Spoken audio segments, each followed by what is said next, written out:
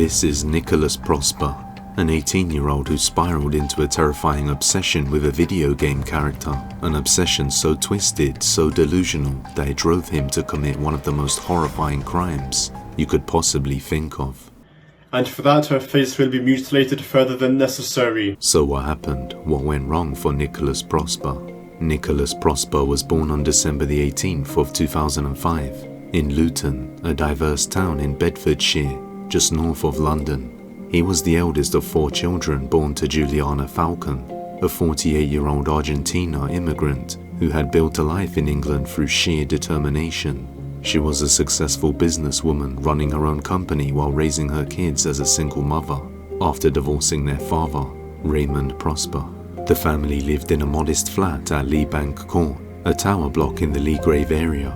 Nicholas shared the space with his mother Juliana, his 16-year-old brother Kyle, and his 13-year-old sister Giselle. To neighbors, they seemed like any other family. Juliana was devoted to her children. She literally lived for them. Kyle was passionate about football and boxing, described by friends as confident and welcoming. Giselle was a Year 9 student at Lee Manor High School, known as a beautiful soul and a model pupil. And there was Nicholas, quiet, geeky, a computer enthusiast who kept to himself. He'd been described as a studious boy, polite even, with a friend group in his early teens. But as he grew older, something changed. He became isolated, withdrawing deeper and deeper into his bedroom, into the digital void. At 16, he left mainstream education. He couldn't keep up, couldn't fit in. Experts later note he displayed traits of autism spectrum disorder, though he was never officially diagnosed. By March 2023, at 17, he dropped out of sixth form college entirely, failing his A-levels and becoming completely unemployed. For the next year and a half, Nicholas Prosper barely left his room. No one knew that behind that closed door, a monster was being born. From March 2023 to September 2024, he essentially lived in what his defense lawyer would later call a fantasy world. But this wasn't your typical teenager gaming in his room.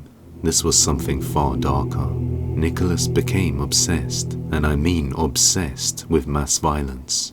He spent hours consuming content about school shootings, particularly the Sandy Hook Elementary Massacre, where 20 children and 6 adults were murdered in 2012. He researched the Columbine killers, studied their manifestos, analyzed their methods. He was fascinated by Adam Lanza, the Sandy Hook shooter, and explicitly wanted to emulate and outdo him. But it gets worse. Nicholas was a regular visitor to the subreddit Watch People Die, which is just as the name implies. However, eventually the subreddit would get banned after showing many deaths, and these redditors would move on to a website mimicking the subreddit, including Nicholas. Nicholas seemed to have something against women, labeling all of them as feminists, leaving many comments on videos of women dying. In one particular video where a woman took her own life after an assault, he commented, "Feminist propaganda.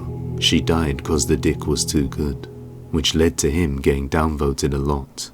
On another post where someone asked what would be the most painless way to end their life, he commented this. On another video where a father took his own life and child's on livestream, he commented that it made him hard. On a video where a boy jumped to his death, he commented, 90% of the impact sound was his cheeks clapping. And on another similar video, why did no one start jiggling his butt after? He ended up getting banned for defending relationships with children in multiple online arguments, particularly this argument where he tried to add sources to support his views. After condoning this type of behavior, he was straight up banned, even from a shock website like Watch People Die. He then made an alternative account to argue back with moderators claiming he broke no rules, to which the moderator explains he broke the rule of sexualizing minors. So they banned all his new accounts too, and told him they would unban him if he submits a video of his own death. He then made a video on his channel stating that they banned him because they didn't like him. He just simply wasn't able to see anything wrong with his comments. This video is in reply to the 10th man on Watch People Die. The context of this is that I've been banned for pedo, which basically means I'm banning you because I don't like you, I guess. Considering I've broken no rule, and no one is willing to explain how I've broken any rule. I've tried to reason with these people. What I've done is I've made a slew of messages combating misinformation and comments based on empirical findings and comments made purely for academic purposes in spreading knowledge and understanding on this topic. He also made a video responding to arguments against necrophilia, talking about kids and saying that the dead cannot agree to cremation, yet they may still be cremated, meaning that intercourse with them should also be fine. After this ban, he spent a lot of time on similar websites. The police later found over 200 indecent images of children on his phone, though they never charged him because the murder charges were so severe that the child abuse images were considered secondary. He researched necrophilia. He searched for videos of man shoots woman in the head at close range. He looked up arterial anatomy, asking Google, "Do you die if shot in the neck?" He even researched Sarah Everard's murder, the case that shocked the UK. But the strangest obsession, the one that would ultimately drive him to kill, was a video game character named Clementine. Clementine is a fictional character from Telltale's The Walking Dead video game series. She starts as an 8-year-old girl in a zombie apocalypse and grows into a hardened survivor over the course of the games. She's kind, protective, brave, everything you'd want in a post-apocalyptic hero. But to Nicholas Prosper, she became something else entirely. He developed what could only be described as a romantic obsession with this fictional child. He saw her as a quasi-religious figure, a deity, a guiding force. In a video he recorded before the murders, he literally said, "I am the chosen one, chosen by Clementine. I am guided as Christians are guided by Jesus Christ." He later told a prison nurse that Clementine was his friend, that they'd been friends for some time. His plan, kill his family, massacre a school full of children, then take his own life so he could join Clementine in death. This wasn't just delusional, this was a complete detachment from reality. The Walking Dead games involved an interactive story where players were met with different choices that will affect the course of the game, and the characters involved. At some point, Nicholas showed the Walking Dead game to his 13-year-old sister Giselle. Like anyone playing a video game, Giselle made choices during gameplay. She chose to kill 2 characters in front of Clementine. To Nicholas, this was unforgivable. This was a betrayal. His sister had exposed Clementine to violence and made incorrect choices that ruined the character's innocence. He recorded a video about it, which he'd later upload to Facebook after the murders. On June 30th, my sister decided to make the only correct choices in episode 1 of season 1 of The Walking Dead games, and for that her face will be mutilated further than necessary. I also recall a video by Living Echoes on YouTube, Best of Lee and Clementine Definitive Edition. It was a compilation, and he decided to kill Larry in front of Clementine, and then I later learned he decided to kill the St. John's in front of Clementine. I am the chosen one, chosen by Clementine. He wasn't joking. He meant every word of what he said. Nicholas Prosper had been planning this for over a year, exactly 1 year before the murders on September 13th of 2023. He called St. Joseph's Catholic Primary School, his old primary school, asking about the daily timetable and movements of the children. He carried out reconnaissance, capturing images of staff and pupils from the school's website. He drew diagrams of the early years classroom and wrote beside it, "Kill all." His target, the 9 AM early years assembly, 4 and 5-year-olds. He wanted to kill at least 30 children, 2 teachers, and himself, 34 deaths total. That would make him more famous than Sandy Hook. This would make him more notorious than the Virginia Tech shooting. He'd be the deadliest school shooter in history, but first he needed weapons. In April 2024, he curated a distinctive outfit, black and yellow clothing, a yellow bucket hat, yellow-soled shoes. This would be his uniform, something people would remember him by. He filmed himself wearing it, acting out the shooting with a piece of wood in place of a gun, practicing his movements in his kitchen.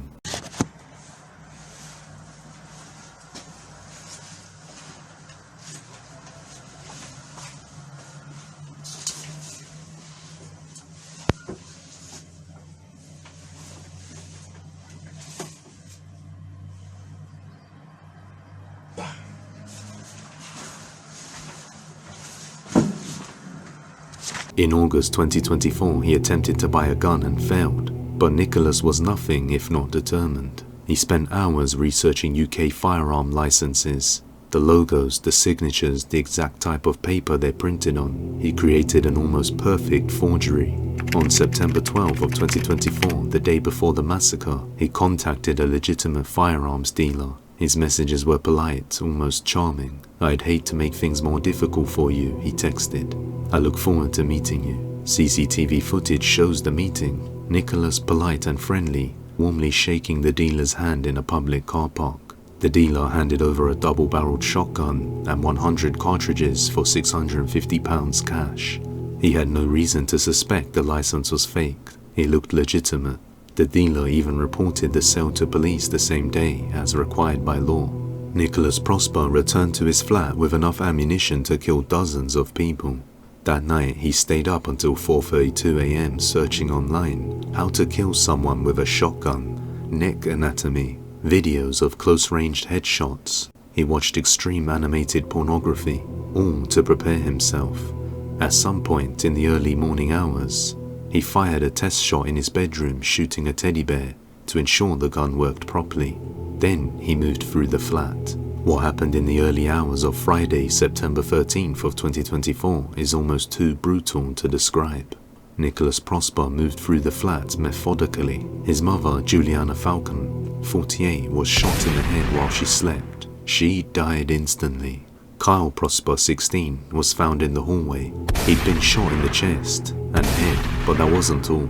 Kyle had over 100 knife wounds on his body. This wasn't just murder, this was rage. Giselle Prosper, 13, was found in the living room sheltering under the dining table. She'd been shot, her face mutilated just as Nicholas had promised in his video. But here's what stopped him from reaching the school. His family fought back. The initial police report suggested Nicholas shot his sleeping family without resistance, but later details revealed there was a violent struggle around 5 a.m. The victims fought for their lives. Their screams, the struggle, the gunshots. Neighbors heard a disturbance and called police. Nicholas fled the flat with his shotgun and the remaining 33 cartridges, heading towards St. Joseph's Primary School. But it was too early, the school wasn't open yet. Police were already swarming the area. He hid in a nearby woods for over 2 hours, watching, waiting. At 6:22 a.m. he uploaded the pre-recorded video to his Facebook, the one where he declared himself chosen by Clementine, and promised his sister's face would be mutilated for her gaming choices. He disposed of 2 mobile phones during this time, believing this would protect a group of pedophiles he talked to on X. Yes, he was in contact with actual predators online. Eventually, he abandoned his bag containing the shotgun and ammunition in bushes at a playing field. Around 7:55 a.m. he walked down Birmingham Road and literally flagged down a passing police car with a raised hand. He believed all the schools in the area would be in lockdown by now. His plan had failed, so he surrendered. The 2 police officers who pulled him over thought they were dealing with a random pedestrian. Then they noticed the blood on his face and clothes. During his arrest, Nicholas Prosper repeated one phrase over and over: "It's not murder, it's not murder." He was inappropriately cheerful, engaging the officers in friendly conversation. He asked them, "Are the schools in lockdown?" He asked, "Did you see the fake gun certificate I made?" He even asked one officer, "Are you capable of what I have done?" At the time of his arrest, he was still wearing his distinctive yellow and black uniform, the outfit he'd carefully selected to be remembered by. Officers found his double-barreled shotgun and 30-plus cartridges hidden in bushes near a playing field. Back at the flat, they discovered the horror: 3 bodies, each shot at close range. When formal identification was complete, the devastating truth was confirmed. Juliana Falcon, Kyle Prosper, and Giselle Prosper were all dead. Nicholas Prosper, their son and brother, had murdered them all. What police uncovered during their investigation painted a picture of meticulous, calculated evil. Nicholas's computer and phone revealed a digital trail of horror.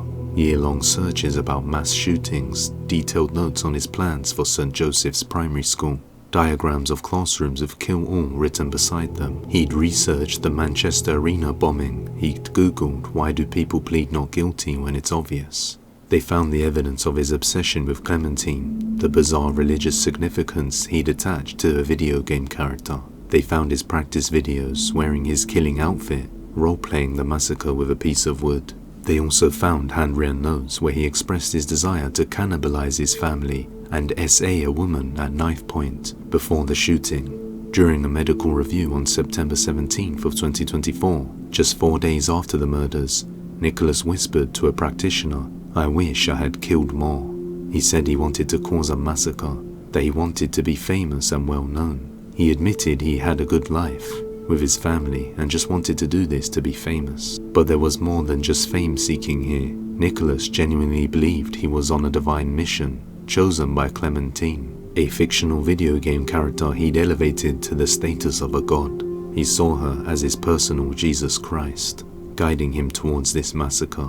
In his mind, killing his family and those children wasn't just about notoriety. It was about fulfilling his destiny so he could die and join Clementine in the afterlife. This wasn't ideology. This wasn't politics or religion or some manifesto about society. This was a delusional fusion of narcissism, romantic obsession with a fictional child, and a psychotic break from reality, all wrapped up in a desperate, consuming need to be remembered forever. Nicholas Prosper's first court appearance was on September 16th of 2024. As he was led out, his father Raymond, who had divorced from Juliana years earlier, shouted from the public gallery, "I still love you, son. It's not your fault, okay?" before breaking down in tears. Part of Raymond's soul died that day, as he said in a victim impact statement. His son murdered 3 people he loved. Initially, Nicholas was set to go to trial in December 2024, which was later delayed to March 2025. But on February 24th of 2025, he pleaded guilty at Luton Crown Court to 3 counts of murder, purchasing a shotgun without a certificate, possession of a shotgun, possession of a bladed article in a public place. His sentencing was scheduled for March the 5th of 2025, but when that day came, Nicholas refused to leave his cell.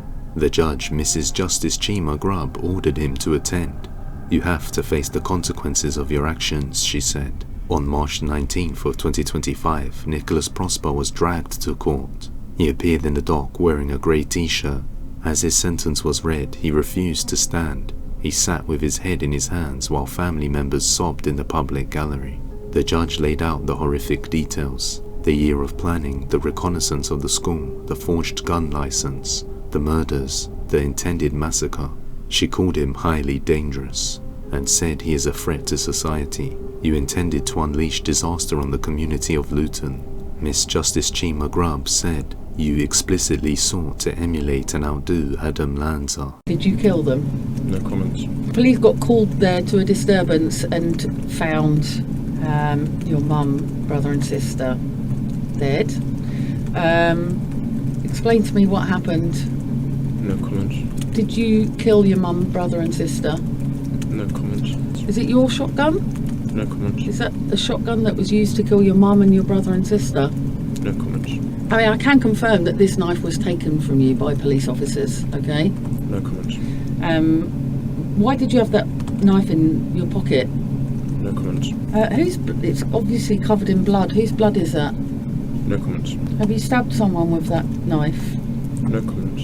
When police got there and found your mum, your brother and your sister, on your mum, or right next to her, is a book called How to Kill Your Family. Have you ever seen a book with a cover like that at your home address? No comments. Did it belong to you? No comments. Or did it belong to someone else living there? No comments. Have you ever touched that book? Because it was found right next to your mum. No comments. Was it just a coincidence that your mum fell where that book was? No comments. Have you read that book? No comments. Book with that title was right next to your mum. Has it got any significance? No comments. Have you been planning how to kill your family? No comments. Did you get any tips from that book? No comments. His sentence was life imprisonment with a minimum term of 49 years. Nicholas Prosper was 19 at sentencing. He won't be eligible for parole until he's 67 years old, and only then if experts determine he's no longer a risk to society. Given his statements in custody, "I wish I had killed more," that seems unlikely. The Attorney General referred to the sentence as unduly lenient. On March 20th of 2025, seeking a whole life order, but on July 16th, the Court of Appeal upheld the 49-year minimum. noting his youth but emphasizing the absolute heinousness of his crimes. The Prosper family murders sent shockwaves through Luton and across the entire UK. This would have been the first major school shooting in Britain since the Dunblane massacre in 1996, when Thomas Hamilton murdered 16 children and a teacher before taking his own life. Dunblane led to some of the strictest gun control laws in the world, and yet Nicholas Prosper, an 18-year-old with no criminal record, had managed to fraudulently obtain a lethal weapon in less than 24 hours. Police and Crime Commissioner John Tizard wrote to Home Secretary Vivek Cooper requesting an urgent review on firearms legislation. The ease which Nicholas had obtained the weapon exposed dangerous loopholes in the UK's gun sales system. The case also reignited debates about online radicalization and the role of violent content in shaping young minds. Prime Minister Keir Starmer spoke about a new threat from extreme violence carried out by loners, misfits, young men in their bedrooms. There were calls for new legislations to target lone wolf attackers who don't fit traditional terrorist definitions. Tributes poured in for the victims. Juliana Falcon was remembered as a woman who lived for her children, a protective person who had built a life from nothing after migrating from Argentina. Kyle Prosper was remembered for his love of football and boxing, his confidence and welcoming nature. Giselle Prosper was remembered as a beautiful soul, a model pupil taken far too soon. The family released a statement through police. He had completely isolated himself from us over the past year, and we had no knowledge of his intentions. We are horrified to learn of the atrocity he had planned. Nicholas Prosper's story is a nightmare, a cautionary tale of what happens when mental health issues, social isolation, online radicalization, and a desperate need for notoriety collide. Nicholas displayed clear red flags: social withdrawal, obsessive internet use, fixation on violent content, inability to function in school or work. These aren't just quiet kid quirks. They're warning signs that someone is struggling. If you or someone you know is struggling with mental health, please reach out and get help. But if you want to see a story where a boy actually succeeded in a school shooting, you're gonna want to watch this video. Trust me, you haven't seen a video like this. Just click the thumbnail on screen to watch this video now. I hope you enjoyed this video, and I'll see you over in the next one.